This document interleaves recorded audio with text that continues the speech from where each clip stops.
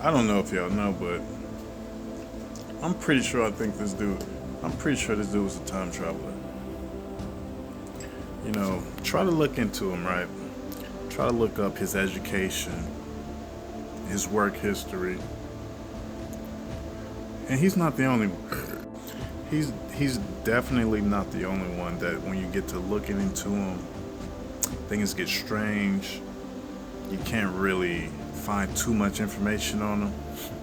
You want me to tell you another guy that nobody talks about that could possibly be a time traveler as well, and that moves around pretty similar to him. Some people might know who I'm talking about. Let me show you. Oh yeah, you guessed it, Mr. Gates. Try looking into his family. Try looking into his education. You look at his father. His father's like 6'9". He's like 5'9" and a half or something like that. It's very weird because normally, a lot of the time, you know, if if your father's a certain height, the kids are usually a little bit taller than the father, more 9 times out of 10, especially the boys. But sometimes but that's a huge difference between like, his father's like between 6'7", his father was like 6'7", 6'9", something like that, and he's like 5'9" and a half, 5'10" maybe. But back to this guy, right? You get to looking into his history. For example, let me show you his educational history. So check it out. He graduated from Lafayette High School in '69, skipping a couple of grades at the age of 16, right? Then he went on to attend Cooper Union for advanced math classes. Then, in 1969 to 1971, the New York University Courant Institute of Mathematics or whatever, science, mathematics. He did that for a few years. Then, if you take a look toward the bottom right, you see degree status. He left NYU June of 1974 without graduating. Remember that year, 1974.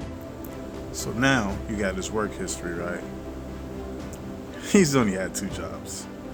So in 1973, he's teaching at Dalton School, but then he just leave NYU in 1974. Is it more than one of them? Is it 2 of them? No. So between 1973 and 1975, he taught at Dalton School. Then immediately after that, in 1976 to 1981, he worked as a financial advisor and basically a fixer at Bear Stearns. Then later, in 1982, he started his own company, which he was managed high network assets, and he was basically a troubleshooter for financial a troubleshooter for big time clients. Basically a consultant, right? So you telling me this guy was juggling going to school, teaching school, and immediately after only teaching for a couple of years, you instantly go to this financial institution and excel so fast that all the world leaders want to get your input on things? Let me tell you what I think happened. I think they locked this man up in 2007, 2008, around that time, because he no longer wanted to give them the inside info that he knew, because he was a time traveler and they wanted to squeeze the info out of him. Just check out the interview I posted on my page. He knows what's up. He knows they're not really going to hold him because they need him for their financial gain. Inside information that he probably knows as far as world moves, world finances, everything. This man was a time traveler. You have to pay very, very close attention to what he was saying in that interview and how he was answering these questions, because it tells you a lot without telling you.